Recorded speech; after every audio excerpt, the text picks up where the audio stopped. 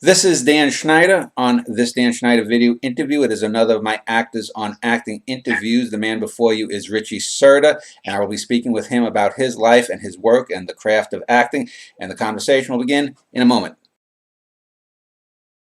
My guest is Richie Cerda. As I've done with many of the actor interviews, I've had people from all different walks of life. Some people non-American born, some people who are considered character actors, some people who have done just stage. And I came across Richie's film on Vimeo. It was, I guess you call a faux interview with him portraying the playwright Tennessee Williams. And I watched the 15, 16 minutes of that film. I thought it was very interesting, very well written, and well made, and you know, an audacious kind of concept. And so I contacted him, and here he is. So let me ask you, Richie, for a little bit of your background, where you grew up, who you are, and that sort of thing. Yeah, I was born and raised in Queens, New York. I was born around, I don't know if you're familiar with Jamaica. Oh, yeah. The Jamaica, Queens area. The J line. I used to go to Franklin K. Lane High School. The kids who came in, they were called the J liners. There were about 3 or 4 gangs, so I know many of the kids from Jamaica when I was growing up. Yeah, I was right off the F train, 179th and Hillside Avenue. Okay. And then eventually we moved further towards, a little bit towards Long Island. Uh-huh. And then my parents are from the Dominican Republic. Okay. And they grew up in Corona, near like the LaGuardia Airport area, near the old Shea Stadium, around there. Yeah. Okay. Yeah, because I was gonna say, one of the things that's interesting, just looking at photos of you, and you're playing Tennessee Williams, is you have one of those. You have the features that you could be of quite a bit different ethnicities. You look a little bit black. You look a little bit.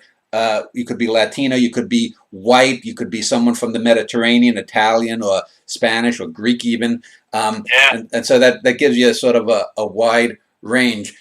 So let me just ask you, what is your full name? Is it Ricardo? Richard. Just Richard, okay. So Richard. Yeah, just Richard. Okay, so when were you born? In the early 70s or mid 70s? Or? No, late 80s, 88. Okay, so you're younger than I thought, because again, you have a face that, you have one of those faces that looks like it has a lot of experience on it, so that fools me. And I'm not saying that you look ugly or old or anything, but just that you have one of those faces that you can project older than you are then. So late 80s, because there's a few people on my my website's e-list that are around your age then. So let me ask you, what was life growing up like? Because if you said you moved a little west of Jamaica, you would have been what, in like Roseville? What, in Belrose? Belrose, exactly. Oh, Belrose, yeah, okay. That's where I grew up. Okay. In Belrose, but then eventually, when I was around 11 or 10, I moved down to South Florida. Okay. Like the West Palm Beach area. Okay. And so, yeah, because I know when I was looking you up, you're from your feed is. Are you in Florida now? No, right now I'm in Queens. I just got here yesterday. Oh, okay. So I know my wife also spent some time as well. Were you or anyone you know affected by the hurricanes that hit there recently? Oh, yeah. We got hit by, it was a Category 3 when it hit us. Yeah. So we had to put up the shutters. We were getting tornado warnings every like freaking hour or so. Mm-hmm. Flooding, all that stuff. So did you go to school in Florida or up in Queens? Both. I went to school in Queens up until I finished 6th grade in Queens, and then I did the rest in Florida up until through high school. Was there any noticeable difference? And the reason I ask is I'm living in Texas now, and through a series of unfortunate circumstances, as that Lemony Snicket thing said, right now I'm working a custodial job because well, a lot of personal things happen. But anyway, I've seen some of the Texas schools, and I'm kind of amazed at how, I guess I would call it, dumbed down a lot of the things the kids are learning in terms of, especially literature. My section is the languages section, so I see kids reading these goddamn vampire books and whatnot, and they're not really given stuff. And my wife and I were just talking, for example, when she went to high school, she would have to write a 20-page essay on, let's say, if she read Mark Twain or whatever it was. Whereas now kids, they just have to make these little cardboard cutouts, paste something in the middle, say what the themes are, and give a few quotes as if that's a real book report. Was there any difference, do you remember, growing up between the New York and the Florida public school systems? 100%. Yeah. And the reason I felt it even more is because my mom is a school teacher. She started teaching in New York, and then she transitioned to school in Florida. And just talking with her, it's exactly what you said, dumbed down. But I felt it in school. And I felt it even with people in Florida are going to hate me for this, but I felt it even with the overall culture in Florida. Mm-hmm. It was like the teenagers in New York, if a 10-year-old in New York was like the equivalent of an 18-year-old in Florida. Yeah. Because think about it. Growing up in New York, we've got to go to the corner bodega. You got to buy your own food. You go on the train alone. You're on the bus. You're like a little man. Yeah. In Florida, you don't have to do any of that. Right. Like your parents drive you everywhere. Yeah. You go into the supermarket with your parents. You're never alone. Yeah. But in New York, imagine the kind of things you were doing in New York. When I was 5, 6 years old, I remember in kindergarten, first grade. I would just walk 2 or 3 blocks up. I'd have my bus pass. I'd get on a New York City transit bus, and then it would take me a couple of miles to my school. Here, nowadays, the kids have the cell phones and whatnot, but we're getting far off the topic of acting. So let me just turn back then. So you left in 6th grade when, I guess, you were 11 or 12? Yeah, I left right before, a year before 9/11. That's how I remember it. Oh, okay. So, that's interesting. You before 9/11 happened. So, other than school, were you interested in literature or art in school? I had always been interested in acting from a young age, but I used to, it was more like a joke. It was a hobby, you know. But then once I got into, when I moved down to Florida, I was really upset at my parents for moving us down there. So I stopped doing everything. I stopped like being interested in acting. I was kind of rebelling. And then eventually I came back to it around my senior year of high school. But it was always like a secret love of mine. I was like looking up a Brando and James Dean when I'm like 13 years old. You know? Well, was it, did you move because your father got an opportunity down in Florida? Yes, it was.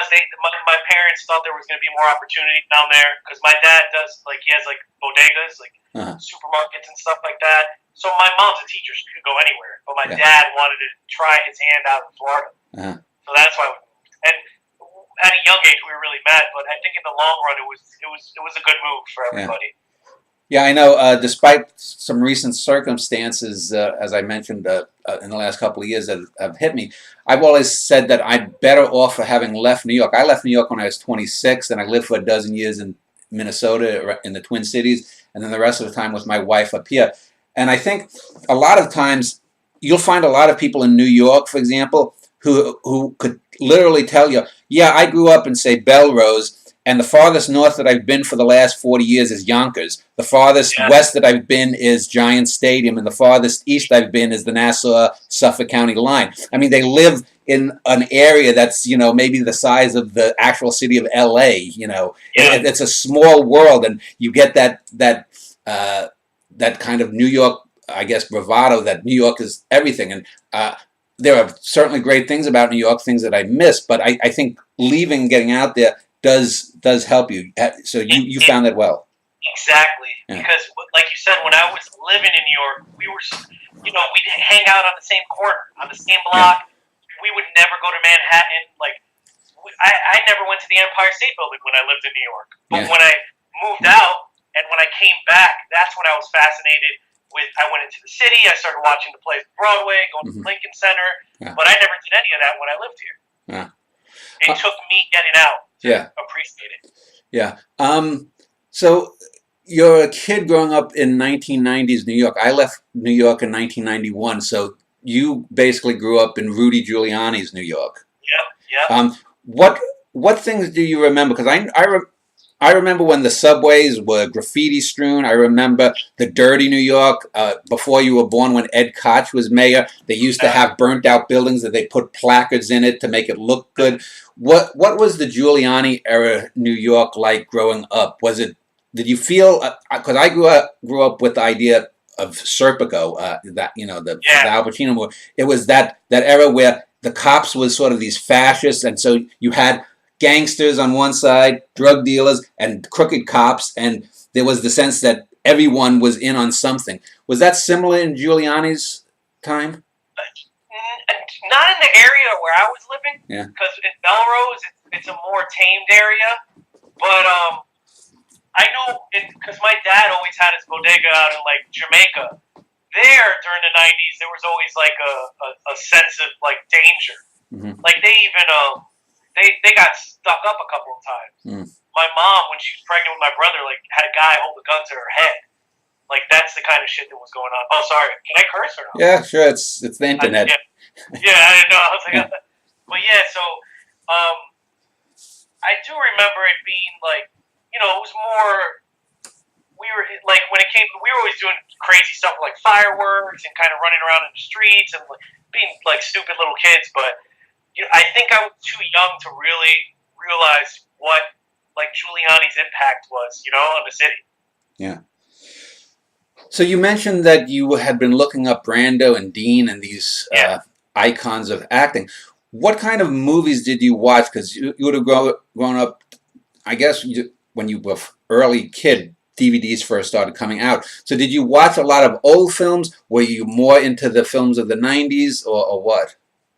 So what happened was I started off like any kid watching like the kid movies, The Sandlot and little '90s Disney movies like The Lion King. But then one of my older friends, I was spending time once I moved when I was 10, and then I came back for a summer to New York when I was like about 12, and I went up to my older cousin's room, and he had like a whole stash of DVDs, and that's where I found On the Waterfront, Rebel Without a Cause, Godfather, Carlito's Way, like all the bravado mafia movies, and Reservoir Dogs. Yeah. And I started watching all those movies. Serpico. I was like 12 when I saw Serpico. Yeah. Dog Day, because he was a big Pacino fan. Raging Bull. Yeah. And that was my introduction into all of that. And that's when I started. Once I started watching those movies, I wanted more. So I started like. This was kind of pre-internet, so I just had to ask around, go to Blockbuster, because before that I'm watching like The Curse of Chucky and crap like that. But after that, after I was introduced to the whole that New York movement of Pacino, De Niro, Scorsese, that's when I started digging deeper. How about television? Was there any show that you had to watch? Were there any actors on any particular shows? Because I'm trying to think back to the 1990s. There were more syndicated shows that came on cable. When I was a kid, there was really no cable television. What television shows or actors from television were influential? It was all honestly back then when I watched TV. It was all like fluffy stuff, Saved by the Bell and Boy Meets World, and I wasn't. Now is when I've gone back and like discovered Twin Peaks from the early '90s, and like other shows. I'm trying to think of what else I've watched from back then. I wasn't really watching TV like that. So now that we have Netflix and whatnot, do you go back and watch classic shows? For example, when I was a kid, I've often thought I'm adopted, but my adoptive parents were born in 1916 and 1922. So when I was a kid in the early 70s, say, my dad would watch on WPIX every Sunday. There would be Abbott and Costello reruns. So I got to know the Abbott and Costellos, the Laurel and Hardys. There was a show called, you probably remember, it might have still been on in the early 90s, called Joe Franklin. It was on Channel 9. And Joe Franklin used to play, for example, silent films. So I got to know Charlie Chaplin and all that kind of stuff. Do you sort of, in your own mind as an actor or someone appreciative of art, do you go back? I mean, do you, for example, look at, say, the James Bond films from the 60s or foreign films from the 50s? Yes. What there interests you? I started doing that more so when I was about 17, when I really got into theater. Because what I like to do, so say I watch an interview with like Scorsese or Paul Thomas Anderson or Coppola or any of these guys I respect, a lot of times, they'll reference these movies that they grew up with. Yeah. And I go back and I've watched like Bicycle Thieves, it's one of Scorsese's favorites, and Rome, Open City, or what's the other one? The Red Shoes is one I watched recently that Scorsese's always pushing. Yeah. And just going and getting like the Criterion Collection is like my favorite thing now. Yeah. They bring back these movies like the Bertolucci film 8.5. Yeah. Like Liam or whoever. What's interesting is the Americanized title for the Bicycle Thief is actually, I think, a better title because it gives away the ending, the plural, bicycle thieves. You know, because because when you hear that, you know that eventually the poor father of the kid is going to try to steal the bicycle. But when it's just the bicycle thief, you don't know whether it's referencing the initial thief or the main guy. But you're right. Yeah. So how about you? You mentioned theater. Did you do stage acting? Were you in junior high or high school productions? No, I started doing stage acting in high school. I was still like, trying to be cool, and I wasn't. I guess I didn't want to tell anybody because I had a girlfriend throughout high school, and I didn't want to tell her that I was into acting. So it was kind of like this deep rooted secret. So I graduated high school when I was 17, and then I went into a community college, and I went full force into their theater program. The first play I auditioned for was The Three Musketeers, and I got cast as D'Artagnan. Mm-hmm. So that was like my first introduction into it. And then ever since, I did like 30 plays in the next like 3 years. Well, let me just ask then about stage acting and whatnot. What were the plays that resonated the most with you? Were they the sort of fluffy things, or did you we'll get to the Tennessee Williams in a bit, but did you have a role in a Tennessee Williams play, or O'Neill, or Arthur Miller? I had the role in the Tennessee Williams play. I played Stanley in Streetcar. Oh yeah. I got to do that but I was too young for it. But it was such a great thing. I got to do it when I was around like 19, and then I got to play Iago in Othello. Uh-huh. And I did Grapes of Wrath, Our Town. I played the stage manager. So I was introduced to all these great writers: Thornton Wilder, John Steinbeck, Tennessee Williams, and those are the guys I love. O'Neill. I never did any O'Neill, but we read him a lot in dramatic literature. I loved all the August Wilson stuff. We did some weird August Strindberg play, Ghost Sonata. I don't know if you ever heard of it. Oh yeah, it's one of his most famous plays. Yeah, sure. Yeah, it was like this chamber ghost play. Yeah. We did that. We did a lot of interesting stuff there. Well, I'll get back to Tennessee Williams a bit later, but you started out on stage then. Let me then ask you, because I've got your IMDb page up, and I'll link to the IMDb and I guess your Twitter and Instagram pages too below this video.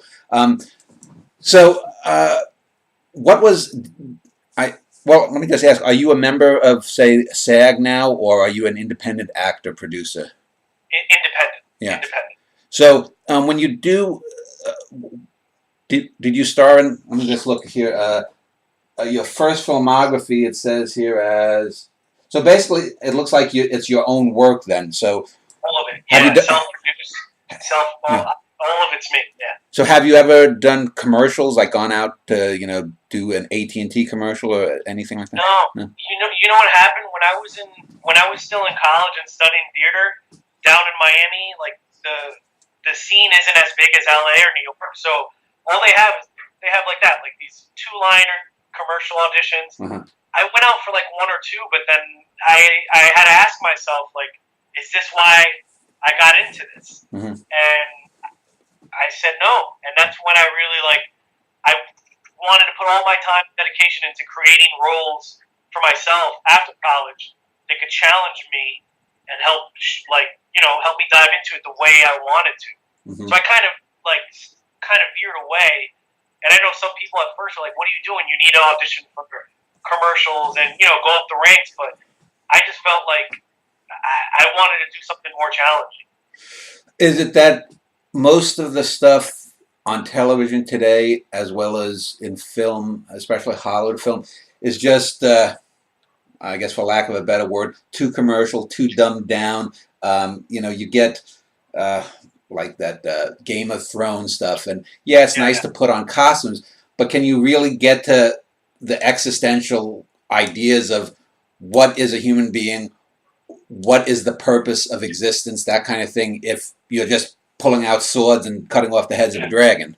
Yeah, that's exactly right, and that's what I thought. That's why I went in that direction, because I as an actor, when I work, I like to ask those questions. I like to dig deep. I like to figure these guys out, these people I'm portraying, and bring some life to it. And I can't do that in a freaking Kit Kat commercial, And I'm like, so that's when I didn't need the money back then, because I was working. My family ended up owning a restaurant, so I had a steady gig. So I decided to just invest my time into why I really wanted to do this. So what kind of well, let me just ask you then. We talked about the stage and whatnot. You mentioned a lot of like the New York kind of scene of the Scorseses and whatnot. Is your goal, for example, eventually to sort of be a 21st century version of, say, John Cassavetes? That you will. Dude, you're singing right. Like that's and Cassavetes is one of my gods. Yeah. I love Cassavetes, and that's why, because that's the thing. There's no excuse now to not make your own stuff. Yeah. Do you know how hard it probably was back then for them to do that? Yeah. Like if you watch, what was the first movie? Shadows. Shadows. Yeah. If you watch Shadows, and then at the end when it's like, oh, this whole movie's improvised, you're like, holy shit! Like back then, this guy did that, and now it's like I can make a movie on my phone, So there's no excuse not to. Yeah, my wife was just watching. She told me yesterday on Netflix she streamed Before Midnight, the thing with Ethan Hawke. That's a trilogy. Richard Linklater. Linklater. Yeah, and he's probably arguably the closest thing that I can think of. I mean, there's also John Sayles who's done thing, but other than those two. Who have, I guess, retained some integrity over their works and done low budget things. I mean, Terrence Malick has gotten bigger and bigger with his stuff. What do you see then as the basic challenge? Do you think it's a matter of, well, let me just ask, do you send around, for example, your films to any local film festivals? Because I've talked with some independent filmmakers too, and a couple of them have told me that that's sort of a scam, they think. Yep. That's 100% right. I didn't want to bring it up because I don't want to sound like bitter about it, but I really figured it out this time around, because I made another film recently called New York State of Mind, and my plan was, oh, you know what? Let me go down the line of all the top tier film festivals and submit this thing. And I'm not saying that my movie belongs in those festivals, but I said, you know what? Let me try. So I spent, you don't imagine. You can't imagine how much money goes into just submitting to these festivals. Some of them cost $100 to submit. And you know what the sad thing is, and whoever you spoke to is 100% right. I guess these people who are watching your film, I don't think they know now that Vimeo created a thing where you can see how long somebody's watched your film. There's like a graphic. So that happened once I was submitting, and my video was on private on Vimeo, and when I submitted to the first festival and I got turned down, I saw that it didn't even play for 5 minutes. Yeah. They didn't watch the whole movie.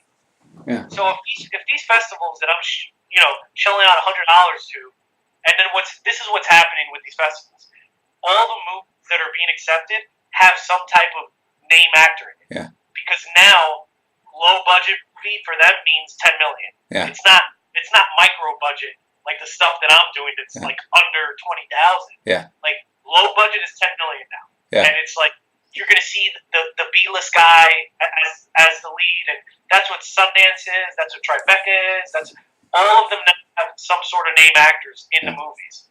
Yeah, it's like my wife was watching another film by Noah Baumbach, and he's not the Michael Bay or in that level in terms of sale, but you can't really say that he's an independent or a low budget film director. I mean, he's got Ben Stiller and Adam Sandler in his new movie. Yeah, so it's like and so let me just then ask about sort of the situation for people who are like you. For example, like I've been writing. For the last few months, I've been writing numbers of plays and been sending around to local theaters, but I refuse to pay any kind of reading fee. I mean, to me, that's predatory in that they, above all other people, know what a working artist, qualitatively or not, has to go through, and to ask to just read. I mean, that's, and the same thing with book publishing. You know, it's so ridiculous. But so is the goal eventually to I guess, how online can you promote this? Like I found you by just randomly just Googling things, because I was looking up things about Tennessee Williams, wanted to look some of the plays and his ideas up just to jingle my own mind, and I came across your 15-minute film on Vimeo. So how do you hope to make movies going forth with Vimeo or anything else? That's the thing. That's the thing I've been learning the hard way this year, is because, you know, for years as an actor, I just focused on the creative. All I focused was creating the work, and hopefully, because I thought that the formula was get it into a festival, get some word of mouth going, get it out. But what I started learning this year was like all about like how to market online, like through Instagram, through Twitter. So I've been really trying to hone in on that and try to realize that maybe the next time I do something, I may have to kind of lower the budget production-wise and be able to just self-distribute it, like on a YouTube and Vimeo, and put more thought, maybe a little more money into the marketing of it, because I won't go down the film festival route again. At least not now, you know? One of the things I did an interview with a guy who has done some stuff online, these little horror shorts, and one of the things that I find is that it's what you could call online noise. The good thing about the internet in the 20-25 years it's been on is that you can get a voice out there. My website, for example, the written part of it is popular. I jumped on way too late with these interviews, and also they're in depth, and it's the lowest of the lowest common denominator. If I wanted to do, say, a show on the theory of relativity, if it's just me and you and you're a physicist and we're talking, that's boring to most people. You know, a 90-minute talk with a physicist isn't good. But if I have Einstein as a little squirrel explaining it in a 3-minute video, that's going to get 1 million hits. Do you think that there's too much of the lowest common denominator out there? Because what I'm talking about is, I've seen, for example, a lot of well-made 7, 8, 10-minute horror or sci-fi films, and they'll have pretty good special effects that 20 years ago even the big studios couldn't do. But by the same token, the horror films, it's always something is stalking someone, and the last shot of the film is the monster is up in the face of someone. And it's the same formula. I've seen it literally dozens of times. So how do you break through that noise of the lowest common denominator crap, even online? That's what I've been trying to do now, and it's crazy, I've had a little bit of a weird success this past year with, look, I did that Tennessee Williams thing a few years ago, and I kind of just back then I tried to promote it a little bit through word of mouth, and I thought it just like it hit its high point a couple of years ago, and I just left it alone. But then this year, when I started going on my Instagram more and investing more time into that, I cut down a 59-second version, or a clip, a 59-second clip of me doing something from that film. And what I started doing, and this might sound crazy, is I started just sending messages and tweeting out to actors that I respect. And a lot of them started responding to it. Like the first person I wrote was, Josh Brolin from No Country for Old Men. And he wrote me back immediately. I wrote him, I didn't think he was going to write me. I was like, hey, I did this portrayal of Tennessee Williams. I know you probably don't read these things. Just wanted to share my work with you. I respect you. And he wrote me back. He's like, I never read these things, but this is amazing. You're the real deal. And that touched my heart. And I was like, okay. And Vincent D'Onofrio posted it on his Twitter. He put I was a wonderful actor. Eric Roberts put it up on his Twitter too. And I don't know these guys. Yeah. I have no connection to these actors at all. But what I started doing was I felt proud of that work. And what I figured was, I was like, if you're an actor, especially those actors that I respect, I was like, I know they know who Tennessee Williams is, and what's it going to hurt them to hit play on a 59-second video? Yeah. So that's what I started doing with that, and it started working. I mean, I don't know what that's going to do for me in the long run, but it showed me that I could make some type of impact and cut through the noise if you have the right thing, I guess. And I think if you know how to go about it, but you got to be relentless. I was sending like 3,000 tweets a day. Yeah. Like, you have to be shameless, and I never wanted to be that guy. I want to be Daniel Day-Lewis. I want to be hiding in the cabin and have nobody know about me. Yeah. But that's not the age we're living in now. So it's like I'm trying to embrace this, you know. Yeah, I know. I've tried to do that to a certain degree with these interviews, especially the ones with actors. You have to send out 30 or 40 emails before one responds, and out of the one that responds, maybe 1 in 10 will actually do it and whatnot. But how about have you ever thought about doing like some works for hire, or have you ever looked into, for example, not just acting in it, but directing a television commercial, even for something locally, like Benny's used Chevrolet or something, one of those things where they used to have, before you were born, a thing called Crazy Eighties, or someone shouting, "You must come! It's the big," even something like that. Have you ever thought of just trying to do that? You know what it is? I never thought about that, because my brain was always wired as an actor, and I started directing and writing as a necessity to showcase my acting. So I came at it as in a totally different way. So I guess I never really considered myself like a director. But now, after doing a low budget feature, I think I probably could explore those avenues, But that's what had happened. It was like, because I'm sure you're familiar with the history of Orson Welles was one of the first ones to do it, to write himself Citizen Kane. Sylvester Stallone did it with Rocky. Matt Damon and Ben Affleck did it with Good Will Hunting. Yeah. And I'm not comparing myself to those guys, but since I saw that it's doable, but on a different level, So, since you're independent, I would assume that you're not in SAG. I think you said you weren't in SAG. So does that, I know I've talked with other actors, you sort of have to apply to get into that union. Do you think it might be amenable or help you if you could get into SAG? I know that costs quite a bit to join SAG, but then at least, after, I think, is for the theater. I mean, if you're in New York, have you ever gone out for even off-Broadway, which might not have to be unionized for work? No, I haven't. I mean, I kind of just stayed in my own bubble, creating my own stuff. I just really wanted to invest all that time into creating interesting stuff. And you know how it is to self-produce. It takes a lot of time. It takes a lot of time. Yeah. So do you still do your day job at the restaurant then? No, I finished that. We sold the restaurant, and then what happened was I got I was a partner in it, so I got a nice chunk of change from that. So I was able to kind of work on my other movies, and then whenever I need to pick up work in Florida or New York or whatever, I'll teach acting to kids at the Boys and Girls Club, stuff like that. But my full focus for the past few years has just been creating my own stuff. Yeah.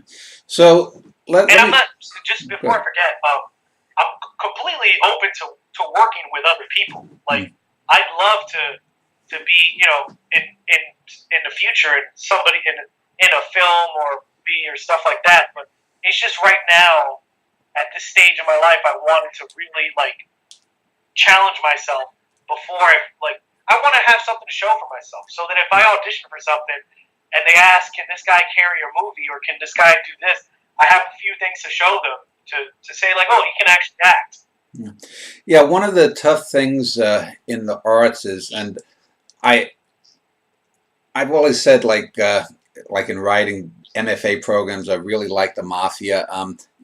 I think most of the arts in this country are down the toilet, and I think one of the things is a part of the demotic impulse in art, and the internet has opened that up, and so you get people who really shouldn't be showing their poetry or their writing, or shouldn't really be trying to be dancers or this or whatnot.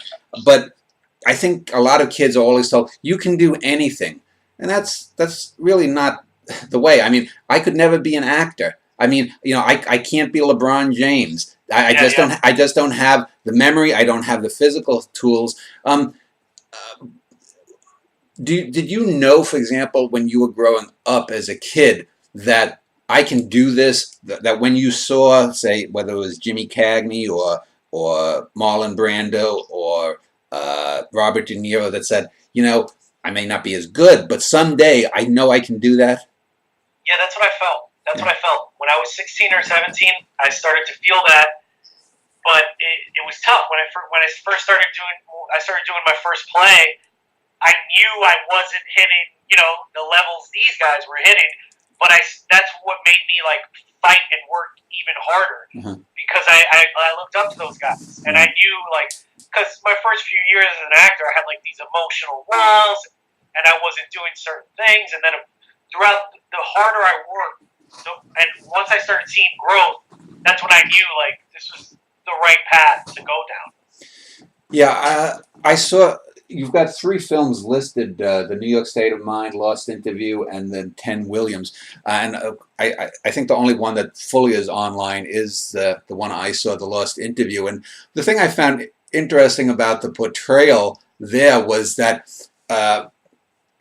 what I did was afterwards I watched a few clips of the real Tennessee Williams. There's one of him in England talking to David Frost where he's a little tipsy, and and he's a little bit swooshier than he was in other public performances. And I thought it was interesting because when you look at it, you look a little bit like him. You're clearly more dark skinned than he was, and so you get the idea, since he's from the South, that he could have been almost what they would have called mulatto back then.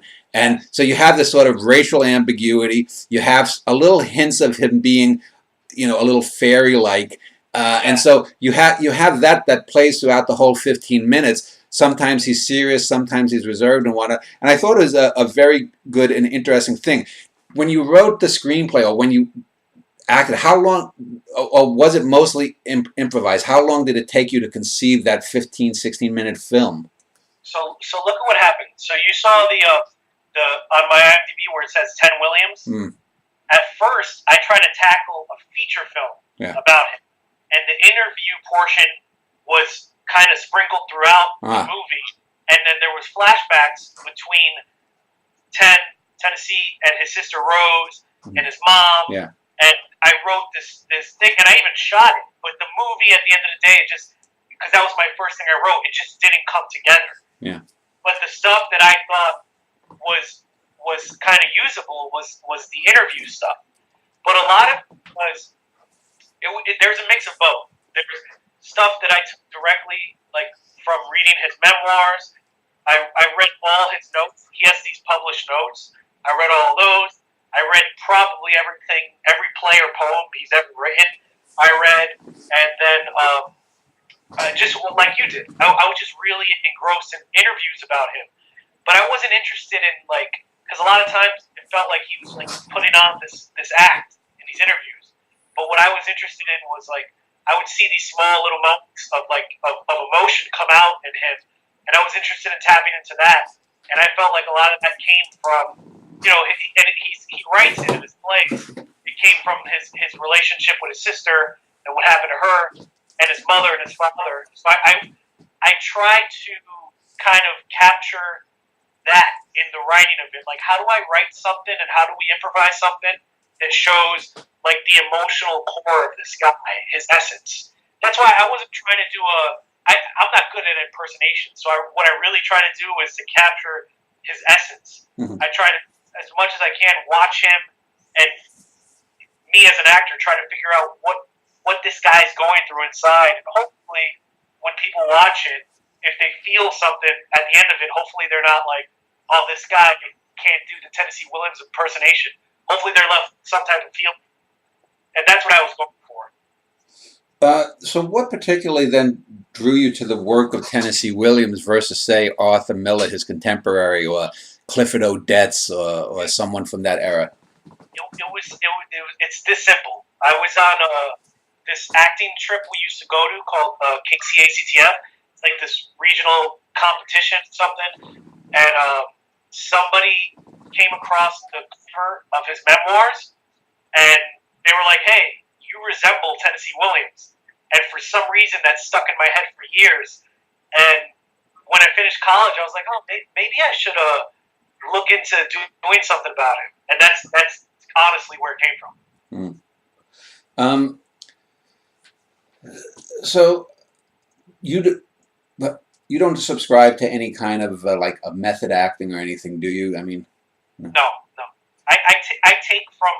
I'm the kind of guy who has studied everything, and I've like created my own toolbox from everyone, from Lee Strasberg, from Sanford Meisner, from Stella Adler, from Uta Hagen.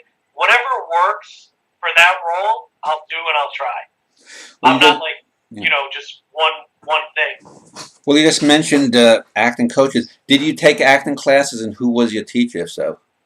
A few, because throughout college, when I was doing those plays, I was taking acting classes at the same time. And my first teacher was this guy named Tony Passa, and he was the one doing those, like, the Strindbergs, and he liked doing like experimental theater, so we were, like, creating these movement pieces. And that's when I got into, I was looking up, like, Chaplin videos or Buster Keaton, and I got really big into those guys. And then, this is funny, a couple of years later, I took some classes with Burt Reynolds. He teaches, he has like a school in Indiantown, Florida, where you can teach classes. And that was interesting. What did he bring to it? Because he's someone who was a huge star back in the 1970s. Was he, a lot of times I've heard from some actors, that some people that they knew that were famous were quite abusive to a lot of young people. They get too high on the horses. Was he pretty cool to work with then? Oh, okay. I'll say I've thought about this a lot because I knew I was going to be asked this one day in the future, and I was like, I got to tread lightly. But you know what? Fuck it. Like I got no relationship to him like that. But honestly, it was just one of the worst classes I've ever taken. Because you know what it is? How you said Burt was the man in the 70s. He was this big Hollywood star. And I guess from what he says happens, I guess in the 80s somebody made up a rumor. He says that he had AIDS because he got injured and he got really skinny, so they stopped hiring him or something like that. And then he had a few divorces. He went bankrupt. And then I don't know what happened. He was in Boogie Nights. He got nominated for an Oscar in that, but I guess he didn't get along with the director, so he kind of he didn't want to work with him on Magnolia. But when I met him, when I came in the class, it kind of felt like he was doing it just for to get this love from the student. It didn't feel like an acting class. I walked in, and he's just on a stage telling these 3-hour stories, and then you'll go up and do a scene. He won't even give you notes. He'll just be like, "Oh, good. That reminds me of the time I was doing a thing with Dom DeLuise," and he'll go into a whole hour story. And he seemed really bitter about he talked a lot. He talked badly about Pacino, Brando, and these are my guys. So when I heard that, I'm like, I just didn't really vibe with it. You know. Let me ask then, as someone growing up a New York kid in the 90s. How do you relate to, for example, a character written by Strindberg or by Ibsen or by Shakespeare? Because a lot of people will say, a lot of that old stuff, and I'm not someone who thinks that everything in the past was great or whatnot, but I think one of the major problems with writing or art in general recently has been the idea that anyone can do it. And as I said before, not anyone can do it. That's I can't be LeBron James. LeBron James can't write sonnets like I can, and if you think so, you're an idiot. How do you put yourself in the mind of Iago? How do you put yourself in the mind of a character from 1800s Italy? If you're a New York kid growing up in the 90s, and maybe you're not even really taught anymore some of these things growing up. How do you get into that? And that's my favorite part of the process. So say, for instance, Iago. like I try to look at the history of when that play was written, what was going on around that time, what it would have meant to be a soldier, and everything of the time period. Whether it's Tennessee Williams, whether it's Iago, whether it's Stanley Kowalski in New Orleans during that time, and I try to like really dive as deep as possible as I can into the historical elements of the time period of that play, so I could at least get it into my head as much as I can. I'll look at pictures, I'll look at video footage if there are any video footage, and then what I really try to do is, understand the guy as a person and have full empathy for him. Like when I'm playing Iago, I don't look at him as a villain because I have to play him. So I have to play him as if everything he's doing is right to him, So the only way I can do that is by really justifying in my head that what he wants is right, and why does he want it? The thing that actors are always asking, like, what is my objective? Like, what is my goal in life? If my goal in life is to find love or to become a big actor, what do I do every day to get that? So if Iago's objective is to become like the leader of the army or to get revenge on Othello for like picking Cassio over him, I have to figure out why. Like the basic human instincts. But sometimes, like you said, sometimes I'm probably not the guy you should cast in Oscar Wilde Importance of Being Earnest. And I played the part, but I'm probably not the first guy you should go to. I wouldn't go to me first. Yeah. I mean, I'd love the challenge, but sometimes some people just are not right for that. Like, I don't know why they cast Keanu Reeves in Much Ado About Nothing. Like, there's some people who just aren't right for certain things. Yeah. But even when I'm given those challenges, and look, this isn't a college setting. They're gonna give a 19-year-old kid a chance to play Iago, who's a grown man. But I try to understand where he's coming from at the end of the day. Yeah. Well, obviously, someone like Keanu Reeves, has the name value, and they think they can make a little bit of money off of that. Let me just ask then.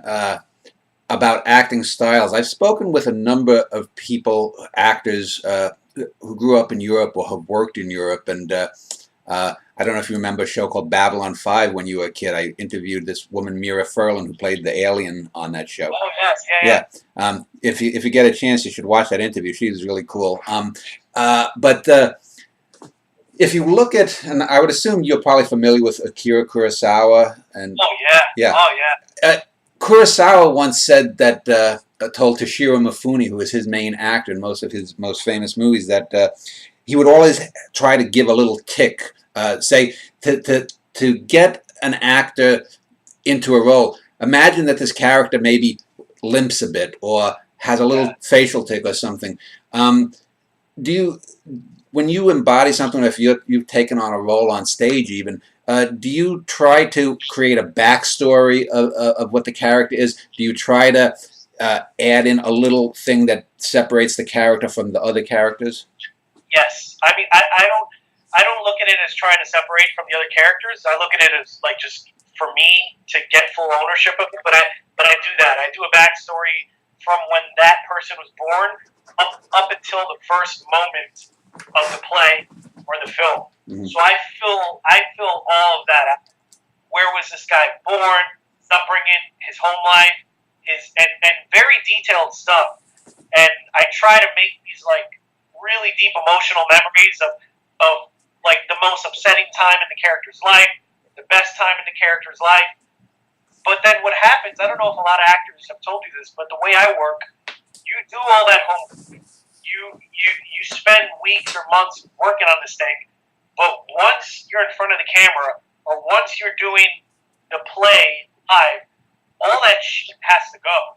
You kind of have to put it all aside and just live in the moment. Yeah, I know.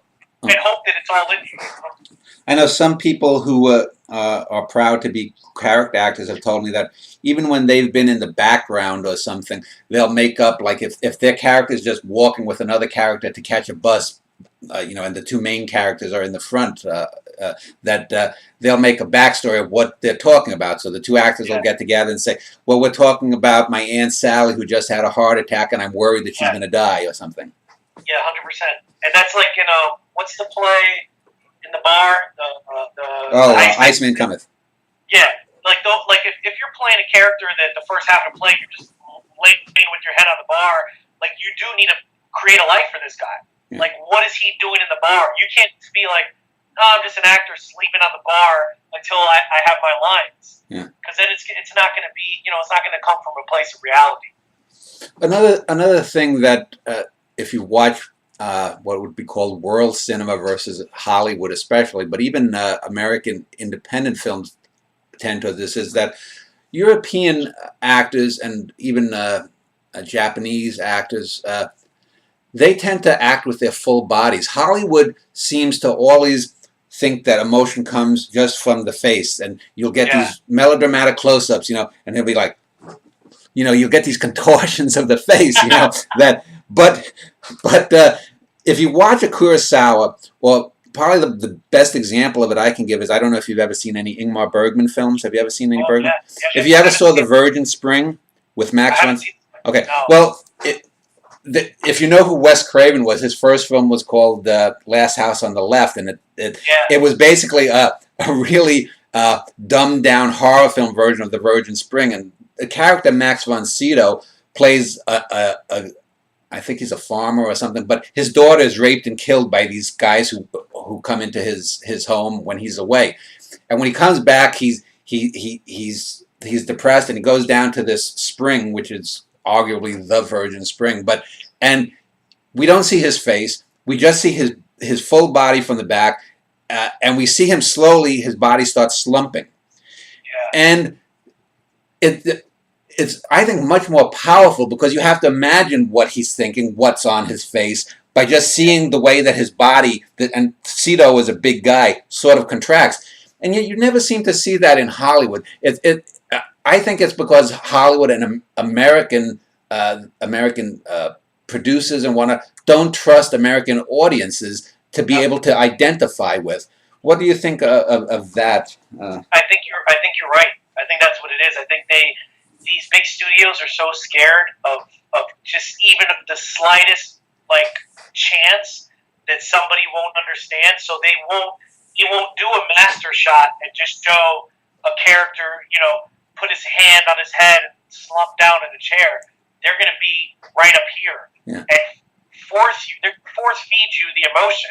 Yeah. Like, hey, this is what you need to feel, Dan, instead of letting you get that. That's why if you watch, I don't know if you're a fan of her, but I am. If you study Meryl Streep, almost every one of her performances, she has a different physicality to her. Yeah. She's big on that. When you see the wide shot of whether it's Bridges of Madison County or Sophie's Choice, every character has this distinct bodily movement. A lot of actors that don't come from the theater, they don't even pay attention to that. Yeah. The physicality. Like Daniel Day-Lewis, Dustin Hoffman, look at him in Midnight Cowboy.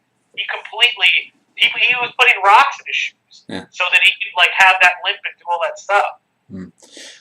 Yeah, and another thing that I tend to find to notice too is that if you watch, for example, clips on, and I guess even the Tony shows, but the Oscars, the Emmy shows, all of the time the clips, especially drama clips, comedy not so much, but the drama clips, there are always these moments of extreme duress that the character is under.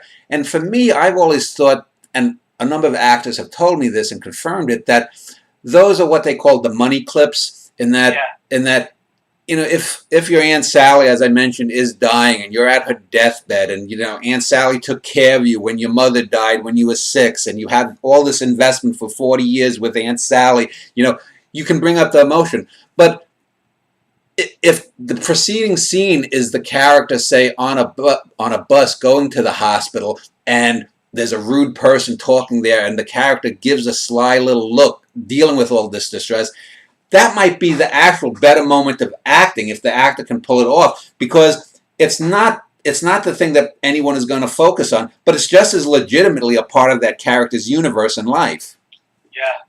Yeah, 100%. And I think the great film directors allow for those moments. I really do. But you're right. It's getting harder and harder now with the kind of movies that are being put in the theaters to see work like that. Mm-hmm.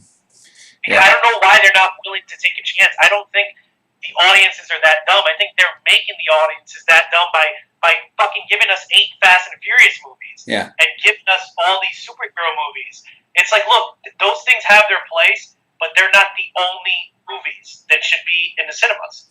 I think. Yeah, it's like what I say is that you can have junk food, but it can't all be junk food. Even if it's 90% junk food, you need 10% of healthy food to eat. And it's the same thing. You need 10% of great art, or good art at least, so that the mind doesn't get it. But yeah, I agree with that. And another point that I've asked some other actors about too is I've always thought that oftentimes in films, and I'll get to your films a bit later, and you can tell me some of the things that you've done there. But it seems to me that there's too much worrying about the externals of the character, what they look like, what they this, that, or the other thing. Whereas, especially in film, I've always said it's more important to get behind a character's eyes. If you want to create empathy with a viewer, you have to understand, especially if the character is the narrator of the film, or you're seeing basically from their point of view, why does the character look this way at whatever is going on rather than that way? And that's the way to get to understanding what is going on inside the character's mind as much as you can. What is your take on that? I think you're right. You know, the thing that's popping up in my head right now was when I was watching Tennessee Williams, I noticed that when he thinks, he thinks up. I don't. I'm a guy who looks down. Like, that's just me. I'm always looking down. But I noticed that about him. And that's something that I purposefully was playing with when I was playing him, and it helped me kind of get into his. But it told me a lot about who he was. Just me moving my head up was like, it made me emotional. And I'm not the type of guy to just start crying over everything. But for some reason, that one little thing informed me so much about him. Even though, look, at the end of the day, I may not know why he was doing it, but as an actor, just forcing myself to think upwards, it did something visceral in me. It made me emotional. Since you've done your own films, and I would assume you're also the lead actor in the film New York State of Mind. Yes. You are then, as the lead actor, at the center of attention of whatever the story is. Yet on the same token, acting as an art form comes from within. Oh, most actors say it comes from within. I guess there are some actors who will say if they can embody the externals, they can get inside. But most acting, I think, comes inside and goes out. How is there some kind of equation in your mind as an actor then to reckon how you can be the center of everyone's attention, yet also have to be at the most personal level of whatever the character is doing? You know, is there any kind of sense of maybe embarrassment? Because if in real life, if I'm thinking about, oh, I got fucked over at my job today, or oh, my wife and I argued, or oh, a relative of mine was being an asshole, that's a personal moment, but I don't have a camera recording that. But if you're playing the character who's playing what I just went through, there is the camera there. Yeah, you know what has happened with me over the years? I spent so much time beforehand working on trying to fully embody these people that when the camera is in the room and the microphones and the whole crew, my focus is so deeply rooted into the character that I tend to even forget that it's there. And if it is, it's physically the camera's right there, it's just another part of the scene. It doesn't distract me. It's like another dance partner in a weird way, and that's the way. For some reason, I've had to figure that out because I'm directing these movies too. So, but I'm fully focused, fully in, and that's the only way it works is by and also it's trusting the people who I've hired to help me create movies. If I make an environment where my director of photography, my sound guy, all the actors are there supporting this creation, and they're there supporting like us taking the risks that might not work, I feel even more free to be vulnerable in public. Because it's hard to sit there in public and cry in a Barnes and Noble when 5 people are watching you. But as an actor, that's our job. And it's just for me, it's focus. It's just focusing and just trying to live as truthfully as I can as that person. I don't know if I answered your question. Yeah.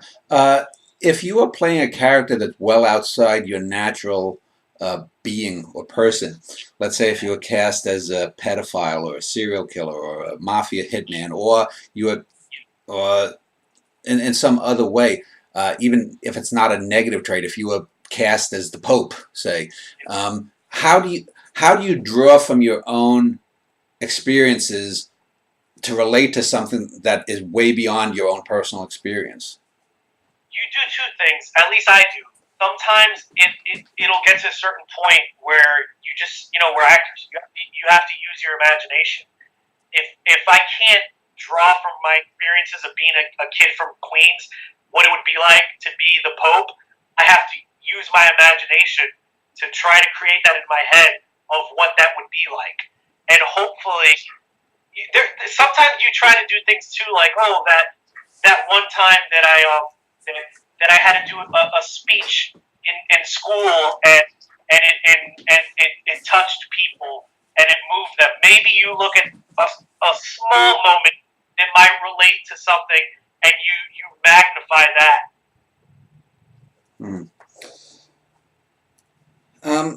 But some of these things, like for instance, say if I'm playing a doctor or a cop, sometimes you find these people that'll allow you to come in and watch them and work with them. And granted, you're not going to really know what it's like to be a doctor, but you can get a smaller sense of it. But it's different when you're if you're going to play a pedophile or a killer. Mm-hmm. I wouldn't recommend going around, killing people to get a character. Yeah. Earlier you had spoken a bit about your personal life and situation. So you're still on the south side of 30, I assume? You're still under 30? Okay. So what, in, say, the decade or so since you became of the age of majority and became an adult, what sacrifices have you made in favor of art? Not only, say, monetarily or whatnot. Do you have a family? Are you married with a kid? Or no. I think that's the biggest sacrifice. Yeah. I kind of, and it's probably a bullshit excuse, but in my mind, I started realizing, at least for me, for the past couple of years, I wasn't really good in relationships, because a lot of the time, all of my focus was in creating things. So whoever I was in a relationship with wouldn't really get that full attention that a lot of these people, these girls that I was with, wanted. So I kind of just put all my chips towards the acting. But I think that's the biggest thing. I have my mom and dad and my brother and sister my immediate family that I'm constantly in touch with. But my personal life, that probably took a big hit. Mm-hmm. Okay, well, let's take a break here, and in the rest of the interview, when we get back, we'll talk about the 3 movies that you have made and a few other things, and we'll do that in a moment. Back with Richie Cerda. Let me talking a little bit now about the making of the 3 films that he did, both on an artistic and on a pragmatic level. So I do say that on IMDb you had first the 10 Williams film, and then you culled the interview scenes from that for the Lost Interview, and then the New York State of Mind. So let me go back then to the first film. You said it did not work overall and whatnot. Do you still have a rough cut of that? Is it something that maybe as you get on, you have scenes that you maybe may recut it at some future date? Yeah, I think so, because I revisited recently, because unfortunately one of the actors from it passed away. No. And it was a friend of mine, Nick. He played my dad. He played Tennessee Williams' dad. I went back and I was looking through all the footage I had of him, and I started finding stuff that we didn't use back then that was really strong, because you learn things after every time you make a movie. And I guess the first time when I made that movie, I was so married to the script that I wrote that I wasn't open to like the happy accidents or the improv of the things. But now how my mind works making a movie, when I look back at the footage we didn't use on him especially, it was stuff that he was improvising, and it was some powerful stuff. But I would definitely go back and recut a lot of that movie. Well, let me ask then how you spoke a little bit of the idea of how you got the movie. How do you go about organizing a film? Were the actors mostly friends you met in acting classes, or someone, you know? It was a mixed bag of things. Up until that point, all I had done was primarily theater and a couple of student films that I was in as an actor. So were they your own student films? No, I wasn't in any of them. No. Just as an actor. So, and I was like an extra on like a show in Miami, Burn Notice, but it was nothing that I didn't really know how to run a set or even do a movie. I just took a huge leap of faith on myself when I started writing the script for the Tennessee Williams thing. And I had remembered I had a friend from high school who had just started becoming a filmmaker as well, and I reached out to him. He had like all the equipment, and I told him my idea. In November, and he said, "All right, we'll start shooting January 1st." So I knew I was going to have to find a way to get it done. So I started just because it was tough. I was trying to find like period homes in West Palm Beach that could look like where Tennessee Williams grew up. I found like a museum in Delray.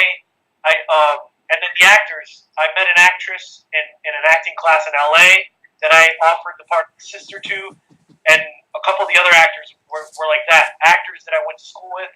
But one actor was just a guy who was a cashier at Barnes & Noble. Like I thought he was interesting, and I offered him a part of the movie. So I try to find people from anywhere, whoever works for the movie, I'll go after. So you were doing location shooting, which is obviously more expensive than if you did it, mostly in an apartment or where you have. Yeah. Was that one of the things that you think didn't work? Was that you spent maybe too much time looking for locations and whatnot rather than focusing on the story or something? Yeah, that's what happened the first time around. Because when I wrote the Tennessee Williams script, I didn't write it in mind knowing that I was going to have no budget.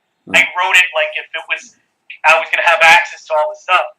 So when I wrote my second screenplay, New York State of Mind, I gave myself like these parameters. I called up all my family in New York, and I asked everyone who had apartments, who had nightclubs or supermarkets, if I could film there for free. So I kind of had a corkboard on my wall. I wrote down everything I had access to, so that when I was writing the movie, I knew the locations I could use. Yeah. Like, I'm not going to do a crazy car chase scene. Yeah. I made a setting for myself, like a play, and I just wrote those characters into it for my second movie.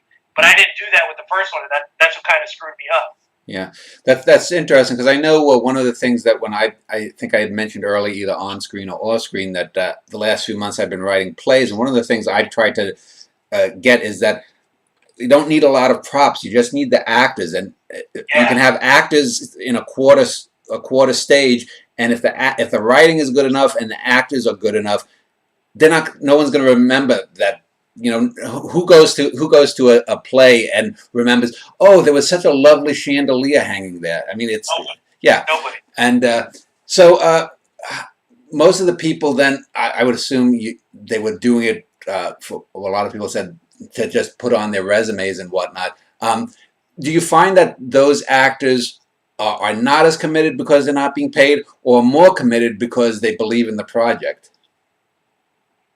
It's a mixed bag. Yeah. I try my best to really vet out the ones who I think are like 100% in it, and I put my faith in them. So far, I've been pretty lucky with most of the actors, and I think you're right. There's the ones who are really doing it because they love it. They've given some of the best performances I've ever seen as a fellow actor because they have so much faith in the thing, and they know if it does well, it'll look good for them too. Or at the end of the day, they can have a nice little demo reel clip to share. Yeah. Did you do on location what would be called rogue shooting, where you're just going through a park and? Yeah, that's all we did. That's all. I didn't get. Sorry, City of Palm Beach. I didn't get no permits. I just rogue everything. But I was like a little detective. I would scout these places out like weeks in advance to see all right, there's security around 5 to 6, so we've got to come in at this time, and the crew. You know what? I travel with a small crew, so it'd be me, the actress, one person holding the mic, and one person on camera.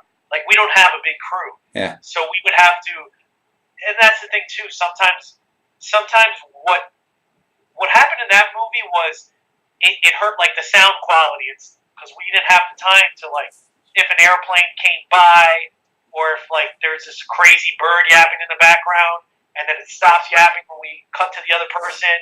We didn't have the time to really a big film has a couple days on location.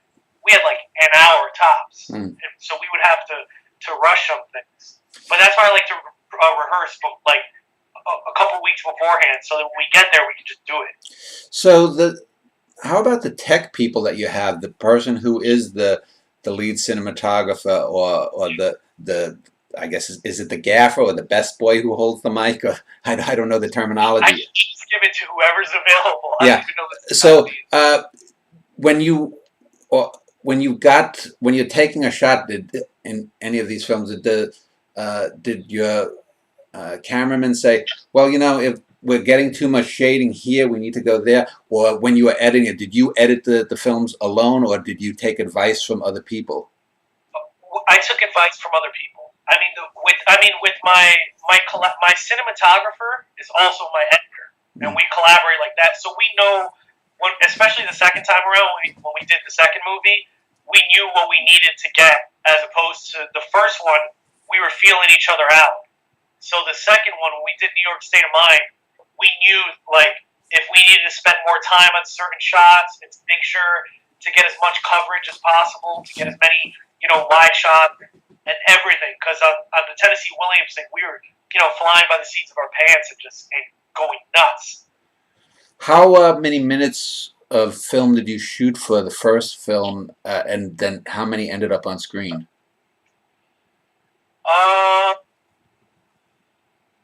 What ended up on screen was about 1 hour and 30 minutes, and we shot. God, I don't know. You know what it was? We never used to shoot a lot of extra stuff back then, because I was just shooting what was on the page, as opposed to when I made the new movie. There's the first cut of the movie was New York State of Mind was 3 hours of first cut. Yeah. We had to really cut that thing down because I had an excess of things, and I let everyone improvise, and there was more stuff. Mm-hmm. But the Tennessee Williams one there wasn't too much. Well, I would think you were probably using digital cameras now. Everything's digital, so yeah. you don't have the cost of production that we would have had. That this allows you to be a filmmaker much more easily. How about in the second film then? What did you specifically overshoot, do you think, so that you could get little moments or little variants, or did you stray as much from the script then? Yeah, it was both. I just knew that the first time with Tennessee Williams, we didn't give ourselves a lot of options in the editing room. So I wanted to, with New York State of Mind, give as many options as possible for us. So we would stick to the script, but then sometimes to loosen the actors up, you let them improvise, and sometimes some of the best stuff will come off of those little moments of improv. With Tennessee Williams, you're dealing with a historical figure, and this new film, I would assume, is 100% fiction. What was the difference in trying to? I mean, what is it more freeing to have a total fiction where you can do whatever you want, or not? It's more freeing in the sense of like the actual creation of the movie as a whole. But as a character, for some reason, Tennessee Williams was more freeing to me because I didn't write those words. I was taking his words, and I was like able to live that life. But with New York State of Mind, it was hard for me because I wrote every single piece of dialogue. And as a writer, when you're going through rewriting and you're reading things over and over and over again, it can become really stale and in your head.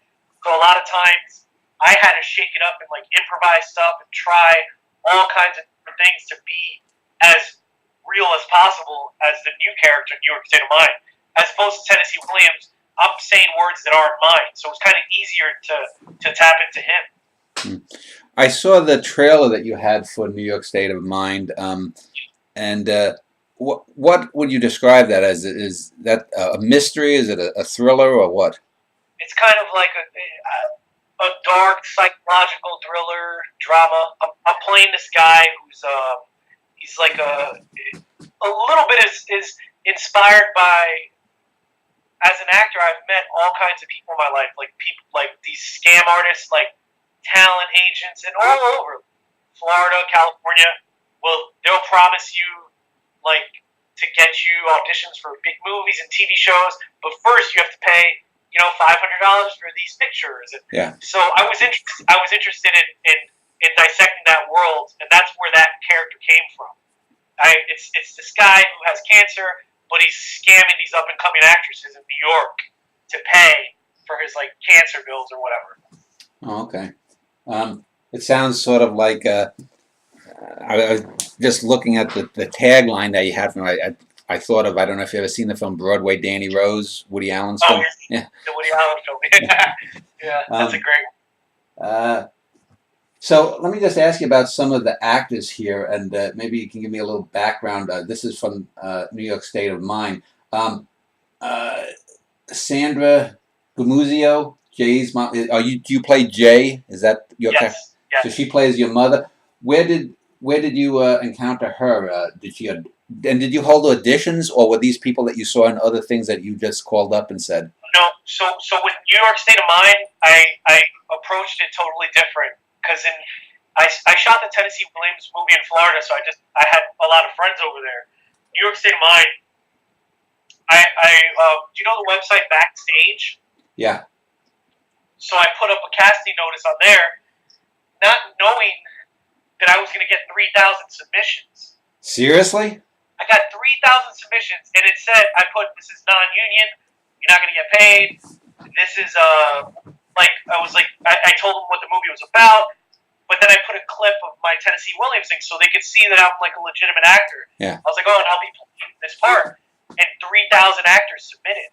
So for that one role, or for all the roles combined? For all like 20 roles. Uh-huh. So I had, and it was all non-union actors. Yeah. But I spent that time, and I talked to every single actor that wrote me. Yeah. Even if they didn't have a headshot, I gave everyone a chance, because a lot of them said, I've never acted, I don't have a demo reel. And I would tell them, hey, film yourself on your webcam or your cell phone, say a few lines. Some of these people actually got cast as lead parts in the movie. People who have never acted before. Who? There's a few. This guy, Eric Williams, he has a big part in the movie. And he's a bus driver in New York. Uh-huh. And he came in and he blew it away. Iman Ward was another one, she's one of the lead girls, and she plays Natalie. and I think she was in acting school, but she didn't have like no footage of herself online. She sent me like a cell phone video of her talking about herself. But a regular casting director wouldn't waste the time of looking at 3,000 things. They're gonna look at like if you have a demo reel that's good and call you in. I was scraping the edges of the earth to try to find the best people. Now I see a character listed as Dr. Chu, and I just clicked on the fellow Mark Quiles. Is he supposed to be, quote, Asian, or did you do cross-cultural casting? Or this is what happened when I was when I was like coming up with a character name. The only doctor I can remember was my childhood doctor from Queens, who's called Dr. Chu.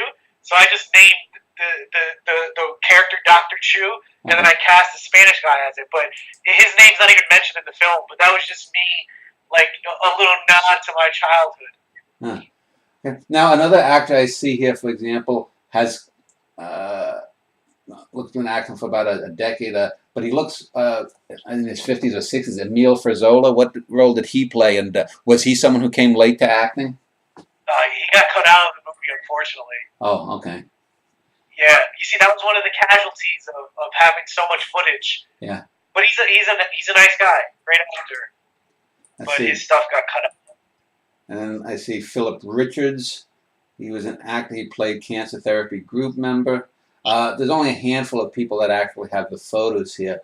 Overall, though, how much easier, if you will, was making the second feature-length film rather than the first one? I mean, was it a significant improvement? Did you learn? Oh yeah, big time. Because I knew, and look, you hit bumps in the road on every film you make. But after I did the Tennessee Williams thing, instead of beating myself up about like the failures, I really try to ask myself like, what did I do good, and what can we improve on? So that when we did New York State of Mind, I really try to improve on the things that I thought needed improving. And that was even the casting. I cast New York State of Mind 4 or 5 months out so that I could give these actors at least 3 months with the script. With Tennessee Williams, I cast it like three weeks out. So it was a big difference. And then even the other thing I did, for some reason, when I did the Tennessee Williams thing, I was really like secluded. I didn't want to tell too many people about it. I don't ask for help. Kind of stayed in a bubble. With New York State of Mind, I asked the world for help, and it was a big thing. Like people in New York, we got to film in nightclubs and in like these banquet halls, all for free, just because I asked. Let me talk then a little bit then about the process. You talked about scouting locations. Well, was there a lot of? This was filmed in New York, was it not? Then because of the title. Yeah, so, all Queens. So, did you? Obviously, I would think you wouldn't have to spend as much time scouting locations since you grew up there. What in that lead time between when you cast actors, you said 4 or 5 months. What were you doing in pre-production then? You and your cameraman, I guess. So I scouted locations for New York State of Mind a year in advance. We shot the movie in June, and June of 2016. 2016, yeah. So the previous, I think 2015 in August or July, I visited New York, and I came with my cameraman, and we found all the locations. So I had the locations locked for like a good year. So we knew where we were filming. We knew like what sound issues we might have, like if we were near the train and stuff like that. And then the other thing I did was the month before filming, which was May, I had like an intensive rehearsal period with the main actors. I rehearsed with every actor, but with the top 3 actors, which is Gustavo, Iman, and Lauren, who play Willie, Natalie, and Gina, I spent a whole entire month rehearsing with those 3. So, you said that this film cost $20,000. Does that basically? I would assume most of these are not all based in New York. Is that just to buy them a ticket to fly them in if they lived in Detroit? They're all from New York. Oh, they're all New York actors. Okay. Yeah, any of the money that was spent on the movie was like to play. I was paying the crew, like the camera guys. I had a makeup artist there, and then a lot of the post production, like hiring a whole sound team, a bigger editing team. That's where a lot of the money went into. And then we did have to pay to. We filmed in a cemetery, and we had to pay. I think it was. I forgot how much it was, but we had to pay a fee to film there. That was the only location I didn't have like a hookup at. Well, what you said you had 3,000 submissions. I would assume most of them were not from New York. So I would so if you cast someone, I would think you'd be at least obligated to pay for them to come, from Detroit if they were. Yeah, and I mean, fortunately, all the top people who I wanted to see in person happened to be from New York. If I would have wanted to cast someone from LA, I would have flown them in. Yeah. But so let me then ask now. So you got the movie, and I'll get back to the short film and discuss a little bit of the aesthetics of that in a moment or two. But let me. So where is this film now? New York State of Mind. You said you're not in this frame of mind to want to send it to the festival circuit. So do you?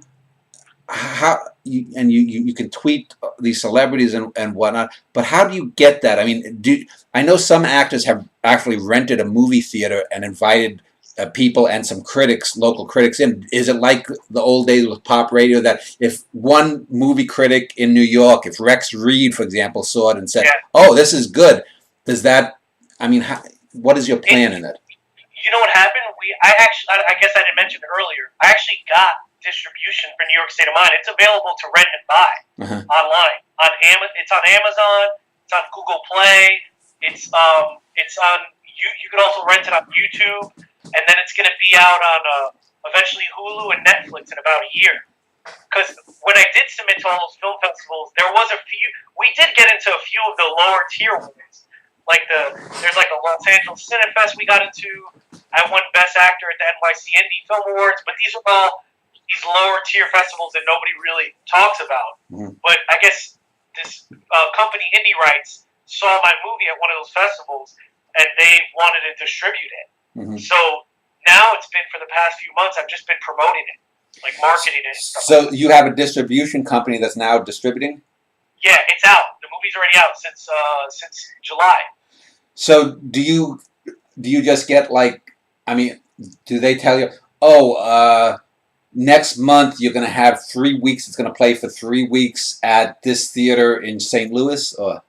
No, we just, I don't know if you watch any movies on demand now. We just went straight to the internet, on demand. So it's not in physical theaters, it's just, okay. Not in physical theaters. But I did screen it at the Museum of the Moving Image in Queens for friends and family before it was released online, because I wanted to show it in New York in a theater. But then once we got distribution, that's where I started, pushing the promotion online for that. So is the hope too also, does this distribution company also say query over in Europe or elsewhere? Yeah. They have all their films play in all different territories, and they've been helping too with the promotion. So that's been a big help for me, because I've never had this before. So I assume you have another film in the works that you're in pre-production on. Number one, what is the general thrust of that film? And do you now, since you have a distribution company, do they say, well, Richie, maybe if you made this character a little dark, I mean, do you worry that they might try to influence your creative? I mean, I hope not, because I wouldn't fucking, I wouldn't roll with that. Especially at this point in time. If they want to work with me, then hopefully they'll just take what I give them. I mean, look, I'm open to getting notes and feedback, but if you've never actually, written something or worked on a movie or done this and that, how much attention can I pay to you telling me we want some fluffy character or whatever it is they might ask for? Not that they would ask for that. I don't know. But I am working on a couple things. So would it be in the vein? I mean, what is, if you could, if you had the money and the backing right now, what would be the next project you'd work on? A TV show. Me and my friend are developing like this. I don't want to give too much away, but it's like a. Have you ever seen True Detective on HBO? I know of it. I don't have cable, but I know of it. It's like this. It feels like a dark Sam Shepard type of like psychological cop drama, not like a Law and Order. Something more visceral, like the David Fincher movie Seven, like a twisted. So we were working on developing that. Well, where you stand now in your career as an actor and also all around film person, do you like where you're at, or if you had your druthers, would you have preferred to just have been an actor? Period. I love where I'm at. Yeah. Yeah, because you know why?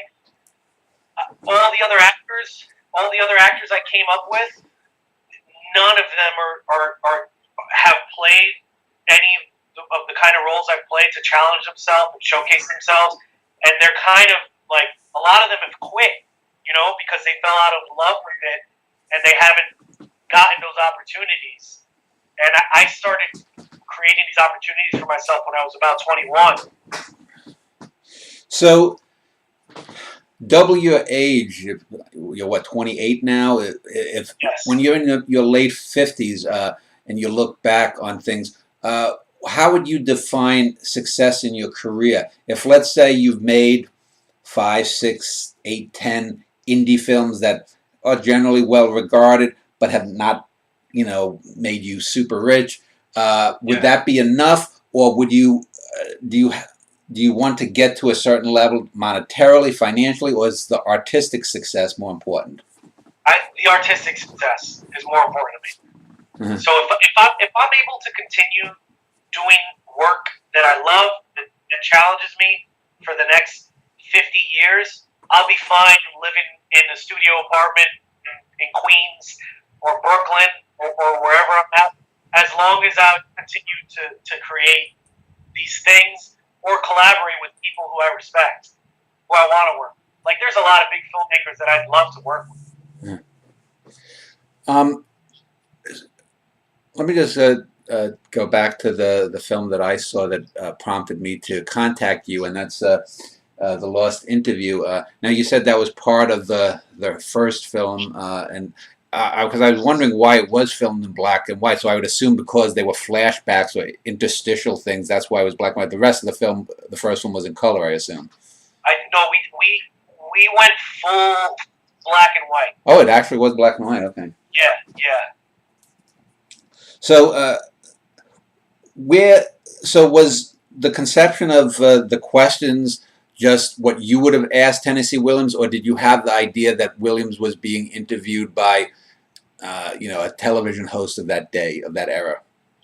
Yeah, the second. And I took, like I said, there's some stuff that were from actual interviews that prompted some of those questions, but then I try to shape it in a way so that we can get to like the core of this guy's essence. Well, I think I want to start wrapping this up here. I asked you about both the immediate and the long-term future. As an actor, though, rather than just making films, though, what kind of roles are you drawn to? And do you think that as you age, your interest in roles will diverge? And, for example, even if you were making films, if someone like one of these, if Vincent D'Onofrio, who tweeted you, came to you and said, I do have a part, I forget the TV show he's in, and I think you'd be good at it. And if for example, a part led to a part or whatnot, do you think that you would and you got some success as an actor on, episodic television, that you had some worth, would you still want to do your own films, if you had accidental success in just as an actor? I've thought about that a lot. I hope so. Yeah. But you know what it is? It's like you never know when you win the lotto, you have all these dreams of what you're going to do, but until, that money's in your hand, you don't know what you're going to do. Yeah. Because look, that might happen to me, and and I may say, oh shit, I don't have to produce all this shit anymore and like work so hard, but you know what it is? I just love the process of creating that I can't see myself not creating my own stuff in some way, shape, or form in the future, because it's so part of my DNA now to be like actor, writer, director. At first it wasn't, but now it definitely is. Yeah. So let me just ask then, even though you're not as old, you might be the youngest actor I've spoken with. If you could give advice to someone, even just a decade younger than you about acting or the business in general, what would you say, both pro and con about it, and how to sort of navigate to try to get where you want to get? Yeah. Look, it's tough giving advice because I'm not in the position of like these. Look, I'm not in a TV show. I'm not in a movie, but I am doing what I love and how I'm starting to reach certain people. I would say a few things. I'd say first of all, really ask yourself why you're doing it, and if you realize that you love this thing so much and you can't live without it, then I feel like maybe you're in it for the right reasons. Also, I would say don't wait for work to come to you. We live in a time, even if, look, not every actor is a writer, and I'm not calling myself a writer, but we have the access now to these camera phones, and there's no excuse for you not to create your own content. So if you feel like you're not getting the roles or being challenged the way you are, go pick a Eugene O'Neill play. Go do a monologue. Put it up online. Find some actors. Do some scenes. Challenge yourself. I would say just don't wait for it to come to you. If you want it, go get it. That's it. Well, I think we'll end on that note. I want to thank you, and I will link to the IMDb, Twitter, and Instagram pages that you have, so anyone could contact you via those means. I forget how I contact you, but I think you have it on your Twitter page. So if anyone wanted to contact you, contacted me on Twitter. Yeah. So anyway, like I said, off camera, I really do appreciate you reaching out and doing this for me and for all the actors. It seems like you really care and you're a good dude with thoughtful questions. And I hope to read your work someday, man. Okay. Well, thank you for appearing. Thanks, man.